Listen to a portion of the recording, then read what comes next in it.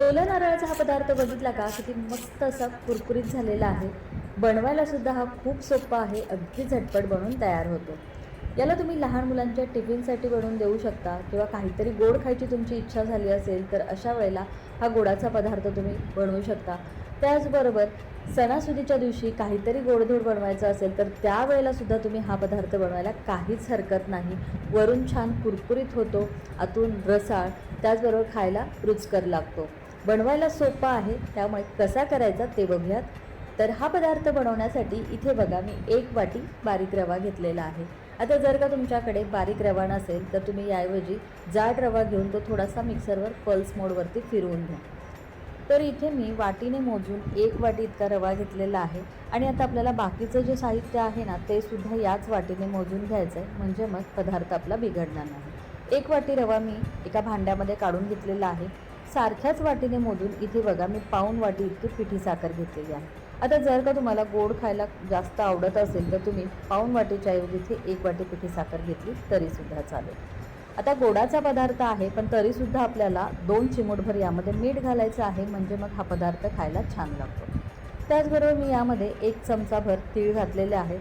सोबतच यामध्ये थोडीशी विलायची पावडर घालायची, म्हणजे हा पदार्थ खायला छान लागतो. घेतलेलं सगळं साहित्य आपल्याला चमच्याने व्यवस्थित छान असं मिसळून घ्यायचं. घेतलेले सगळे कोरडे जिन्नस व्यवस्थित मिक्स करून झाले की आता आपण पुढची कृती करायला घेऊ.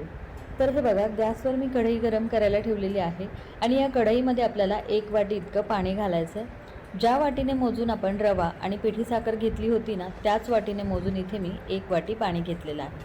आता यामध्ये 1 चमचाभर आपल्याला तूप घालायचं. त्यानंतर मोठ्या गॅसवरती पाण्याला 1 उकळी काढून घ्यायची.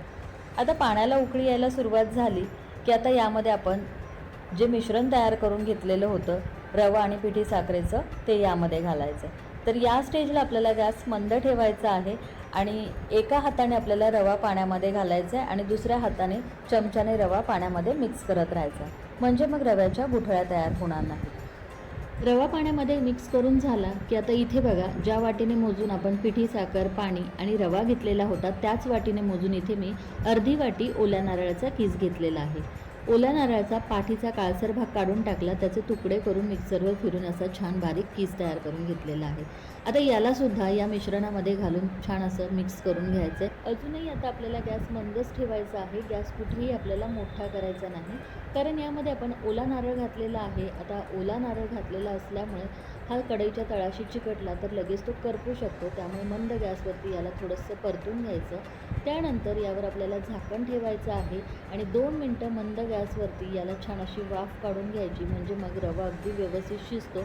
आणि हे बघा, 2 मिनटानंतर मी यावरचं झाकण काढलेलं आहे. हे मिश्रण अगदी व्यवस्थित शिजलेलं आहे. रवासुद्धा शिजल्यामुळे मस्त असा फुलला गेलेला आहे. पाण्याचा अंदाज अगदी योग्य घेतलेला असल्यामुळे हे मिश्रण जे आहे ते अगदी परफेक्ट बनून तयार झालेलं आहे. त्यामुळे पाणी घालताना यामध्ये आपल्याला वाटीने मोजूनच घालायचं आहे, म्हणजे मग रवा अगदी व्यवस्थित असा शिजतो आणि जसं आपल्याला हवा आहे तसाच हा पदार्थ बनवण्यासाठी बनून तयार होतो. आता हे रव्याचं मिश्रण या ठिकाणी बनून तयार झालेलं आहे. याला मी आता एका दुसऱ्या ताटामध्ये काढून घेतलं आहे. याला आपल्याला पूर्णपणे थंड करून घ्यायचं आहे. तर हे बघा, तुम्ही इथे बघू शकता या मिश्रणाचा असं अगदी व्यवस्थित गोळा होते. छान घट्टसर असं हे झालेलं आहे. खूप जास्त सैलसर किंवा कोरडंसुद्धा झालेलं नाही आहे. हे मिश्रण असं मिळून आलं की म्हणजे मग आपल्याला हा पदार्थ बनवायला सोपा जातो. आता हे मिश्रण थोडंसं थंड झालेलं आहे. काय करायचं, हाताने याला व्यवस्थित असं चांगलं आपल्याला मळून घ्यायचं आहे. हे मळत असताना यामध्ये पाणी किंवा दुधाचा अजिबात वापर करायचा नाही. तर हाताने याला चांगलं असं मिक्स करत व्यवस्थित मळून ह्याचा बघा मस्त असा मऊसूत मी गोळा तयार करून घेतलेला आहे. तर हे बघा, हा असा छान आपला हा रव्याच्या मिश्रणाचा गोळा बनून तयार झालेला आहे. आता या पिठापैकी थोडासा म्हणजे साधारण लिंबा एवढा पिठाचा गोळा आपल्याला हातावर घ्यायचा. याला लाडूप्रमाणे सुरुवातीला छान असं गोलाकार करून घ्यायचं आणि त्यानंतर याला बिस्किटाप्रमाणे असा छान गोलाकार चपटा आकार देऊन घ्यायचा. रवा यामध्ये असल्यामुळे याच्या कडेने थोडेसे क्रॅक गेलेले तुम्हाला दिसत असतील, पण काहीच हरकत नाही. याला बघा हातानेच असं छान असं एकसारखं करून घ्यायचं, म्हणजे बघा ही क्रॅकसुद्धा दिसत नाही, ही जुळून येतात. तर बाजारामध्ये जसे कुकीज किंवा गोल आकाराचे बिस्किट मिळतात ना त्याचप्रमाणे हे बनून तयार होतात. हे बघा, खूप जास्त याला जाड किंवा खूप जास्त पातळसुद्धा करायचं नाही. याला जर का आपण खूप जास्त जाड केलं तर आपण जेव्हा याला तळतो त्यावेळेस ते वरवर तळलं जातं आणि आतमध्ये मात्र ते कच्चं राहतं. त्याचबरोबर जर तुम्ही याला पातळ केलं तर खूप जास्त ते कडक होतात आणि खाताना घशामध्ये अडकल्यासारखे होतात. तर हे बघा, शिल्लक राहिलेलं जे पीठ आहे ना, त्या पिठाचे सुद्धा असे छोटे छोटे गोळे घेऊन त्याला गोलाकार करून मी असा चपटा आकार देऊन बिस्किटाप्रमाणे याला असं छान असं करून घेणार आहे. आता याला तुम्ही रवा नारळाचे बिस्किट म्हणू शकता किंवा काहीही. तुम्ही या पदार्थाला काय नाव द्याल हे मला नक्की कमेंट करून कळवा.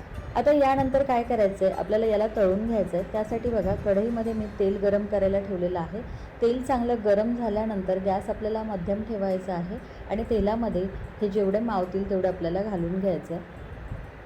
तर हे तळत असताना एक गोष्ट लक्षात ठेवा की आपल्याला गॅस मध्यम ठेवायचा आहे. यामध्ये एकतर रवा आहे आणि नारळसुद्धा आहे, त्यामुळे मोठ्या गॅसवरती जर का आपण याला तळलं तर ते पटकन करपू शकतात, डार्क रंग याला येऊ शकतो. आणि दुसरी गोष्ट, हे तेलामध्ये घातल्याबरोबर लगेचच याला आपल्याला झाऱ्यासुद्धा लावायचा नाही, नाहीतर हे गरम तेलामध्ये फुटू शकतात. थोडेसे तळल्या गेल्यानंतर झाऱ्याला हे हलकेसे कडक जाणू लागले की मग आपल्याला याला दुसऱ्या बाजूने तळण्याकरता पलटी करून घ्यायचे आहे. याला आपल्याला मध्यम गॅसवरती दोन्ही बाजूनी हलक्याशा तांबूस रंगावरती छान असं खरपूस तळून घ्यायचं आहे. तर 3 ते 4 मिनटं याला अधूनमधून उलटपालट करत बघा. दोन्ही बाजूंनी मी चांगलं असं तांबूस रंगावरती मस्त असं तळून घेतलेलं आहे. छान असं हे कुरकुरीत झालं की मग आपल्याला यातलं तेल पूर्णपणे निथळून तेलातून बाजूला काढून घ्यायचं आहे. तर हे बघा, याला रंग किती सुरेख आलेला आहे. मस्त असं हे सोनेरी रंगावरती तळून घ्यायचं, म्हणजे खायलासुद्धा ते अतिशय कुरकुरीत आणि खरपूस लागतं. तर अशा रीतीने अगदी झटपट आणि सोप्या पद्धतीने ओल्या नारळाचा हा पदार्थ बनून तयार होतो. वरून छान कुरकुरीत होतो आणि आतून मस्त सॉफ्ट, रसाळ आणि खायलासुद्धा रुचकर लागतो. तर असा हा पदार्थ तुम्हीसुद्धा एकदा नक्की करून बघा.